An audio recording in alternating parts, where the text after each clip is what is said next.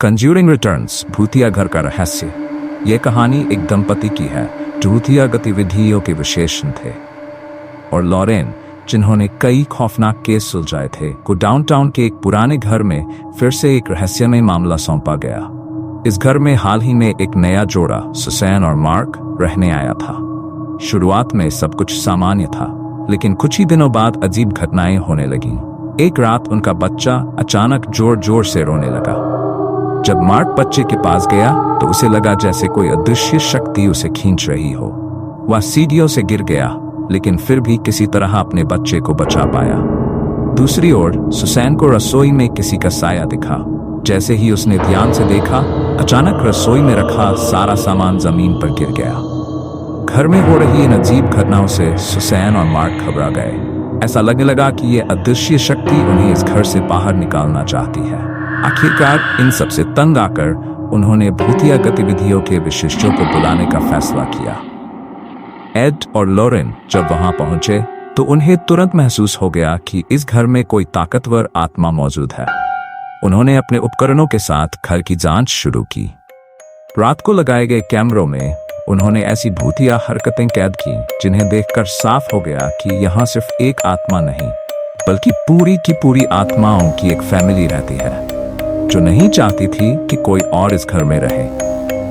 Add और Lauren ने आत्माओं से संपर्क साधने के लिए अपनी खास प्रक्रिया शुरू की। इस प्रक्रिया के दौरान आत्माओं ने उन्हें चेतावनी दी कि अगर वे इस घर को नहीं छोड़ते तो वे सभी को मार डालेंगी। उसी समय लाइट्स जलने और बुझने लगी और घर में अजीब हरकतें बढ़ गई। इस रहस्य को सुलझाने के लिए एड और लॉरेन ने आस पड़ोस के लोगों से पूछताछ की, लेकिन किसी को भी इस घर के बारे में पूरी जानकारी नहीं थी। सबने सिर्फ यह कहा कि उन्होंने रात को घर से चीखने की आवाजें सुनी थीं। अंत में एक पड़ोसी ने बताया कि यह घर पहले एक परिवार का था जिसने लोन न चुका पाने के कारण इसे खो दिया था। जब मकान मालिक ने उन्हें घर खाली करने के लिए कहा तो परिवार के मुखिया ने पूरी रात में अपने परिवार को जहर की गोलियां खिला दी और खुद भी जान दे दी।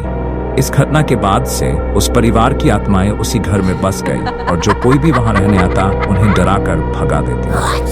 अब मामला और गंभीर हो चुका था, क्योंकि यहाँ सिर्फ एक आत्मा को नहीं बल्कि पूरी फैमिली को शांति दिलानी थी। एड और लॉरेन ने अपनी टीम बुलाई और चर्च के पादरी से मदद ली।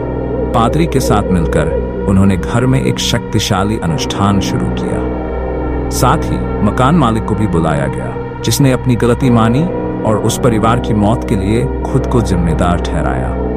ये पूरा ऑपरेशन 2 दिनों तक चला। मंत्रोच्चारण और अनुष्ठानों के बाद धीरे धीरे आत्माओं की शक्ति कमजोर होने लगी।